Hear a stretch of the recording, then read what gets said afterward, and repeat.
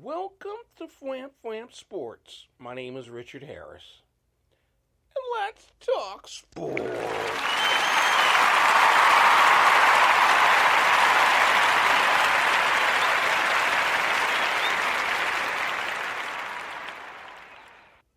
Welcome to Fwamp Fwamp Sports. My name is Richard Harris. Just when I thought I made it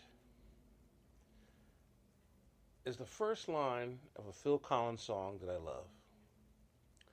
And the second line of the song is, "You walked back into my life, just like you never left." If you are a Los Angeles Clippers Los Angeles Clipper fan, you are saying to yourself, you don't want to hear that song. The Clippers, people are saying today, are just a jinxed franchise. Simple as that. When the Knicks won the championship when I was a baby, when I was a toddler, many people thought that basketball heaven was in New York. And then the New York Nets drafted a player by the name of, they didn't draft Dr. J. They traded for Dr. J from Virginia, Squires. And Dr. J put the championship into the ABA with the Nets. And basically, they won a bunch of championships in the 70s.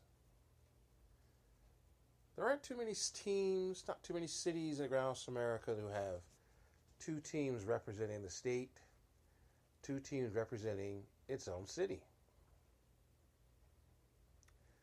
You have in baseball the Royals and the Cardinals. Obviously, Kansas City and St. Louis are, separated by a freeway. And it was called the Freeway World Series when they met back in 1985, with the Royals controversially winning the championship. You have the Giants and the A's up in the Bay Area. They met in the World Series and it caused an earthquake. Many people died from. Not to make light of that, but it doesn't happen that often. And of course, the Mets and the Yankees played in the World Series in 2000. You know the story. But very rarely in sports do you have two teams that share the same back page and one team is just so horrible. Yes, people will say, well, look at the Islanders and the Rangers in the 80s. The Rangers hadn't won a title since 1940, and they got it in 1994. The Islanders had won championships before Wayne Gretzky came along and made it difficult for them. But as I rack my brain to think of sport where one team is just flat out jinxed and the other team is just flat out better and blessed, the Clippers and the Lakers have to fit both of those titles. Now, people will say, well, recently the Lakers haven't done anything. Well, that's because the NBA basically made that not happen. The NBA not letting Chris Paul become a Laker might be why the Clippers are cursed. Think about that for a second. The Clippers have been outstanding. They blew a 3-1 lead last year in the playoffs. They had one magical moment where they beat the Spurs in the playoffs. Then another magical moment a few years prior to that when they came back in Game 7 against Memphis, when they were down by 26 points. I was able to come back to beat Memphis. But the fact of the matter is, this team can't overcome. They have two of the 10 best players in the world when healthy, and Chris Paul and Blake Griffin.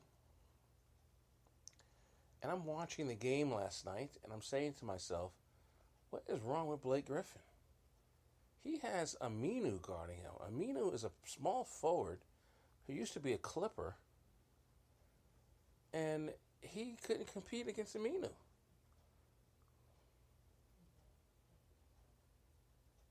And it turns out that his thigh was bothering him again. And now he's done. The Chris Paul injury was on a freakish play. He didn't do anything special. He made a smart defensive strip, and his hand hit the guy in the back and broke his hand.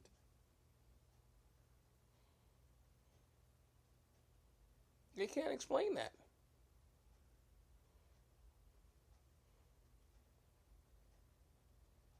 This team has been snake bitten over the years on its own. Chris Paul missing free throws, which he never misses. J.J. Redick missing free throws. No calls on blatant fouls. I mean, they just don't have the magic that the Lakers have. And you have to have magic to win championships. I don't care what anybody says. You can talk about how great Michael Jordan is and was, and Pippen and all that team. They had games where they needed some magic. They had games where they were down 18 and some strange guy named Brian Hansen or started knocking down threes, or Steve Kerr and Craig Hodges and all these other guys, Stacey King, started doing things to help them get back into games. And then once they got back into games, Michael and the crew took over. The Warriors last year, the Warriors had a lot of positive things happen for them. Mike Conley gets an eye injury. They didn't have to play the Spurs or the Clippers. The Rockets couldn't make shots, period. And they get into the finals.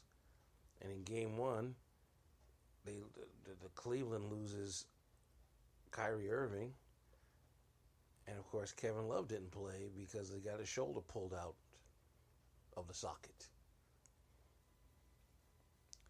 Some people are saying that 2 years ago, yesterday, it was the day that Donald Sterling lost the team, and therefore it's the curse of Donald Sterling.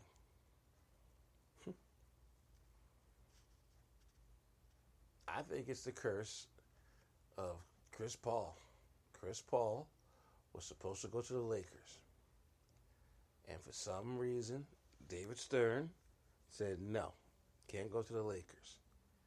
Now, in all my years watching basketball, the commissioner, in my opinion, has never blocked a trade. And he blocked that trade. And the reason why he blocked that trade was he was trying to make sure that New Orleans wasn't doing a Florida Marlins dump, and making sure that New Orleans got basketball players that people would come to see play, because New Orleans had also given up David West, their other best player. And so that's what it is. It's the curse of Kobe Bryant and Chris Paul, because Kobe Bryant should have been playing with Chris Paul.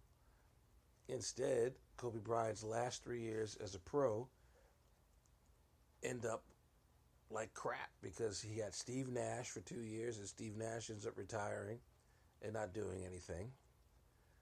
The Lakers got rid of Andrew Bynum, Paul Gasol, like all his good players that helped him win championships.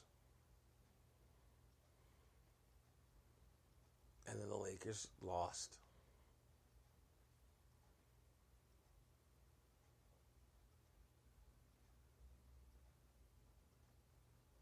Think about it. And then you say next year, the Clippers have Blake Griffin and Chris Paul as prospective free agents.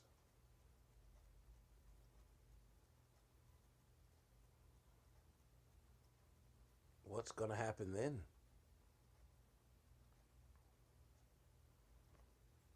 And it's funny because all day yesterday, everyone was talking about, well, Golden State, can they beat the Clippers? Can they beat this team? Can they beat that team? And now the Clippers are devastated, and the Clippers may not even get through Portland. And we know Golden State struggles with Portland because they can't cover McCallum and Lillard. And the only team that matches up well with them are the Clippers. So, ladies and gentlemen, tomorrow's games are going to be extremely funny because Houston has a superstar player in James Harden, and it's time for James Harden to play like a superstar. Dwight Howard to play like a superstar. They have a better team than Golden State's going to put on the floor tomorrow. It's time for them to play defense and make people angry and do what they got to do to survive in advance. And the Clippers are going to have to use the home court. They're going to have to use a lot of different lineups and hope that J.J. Redick comes to score, Jamal Crawford comes to score, and Green comes to score. Like they get a full attack from every player on that team. And if they do, they'll be fine for one game. Just like Doc says, we ain't got to be the best team on the floor every night. We just got to be the best team on the floor tomorrow night. And if they can do that, take their chances in Portland, then get back home again for Game 7, anything can happen. But the curse of Chris Paul ain't going nowhere until the Lakers somehow, some way get good again. And I'm Richard Harris. I'm just one man with my man's opinion.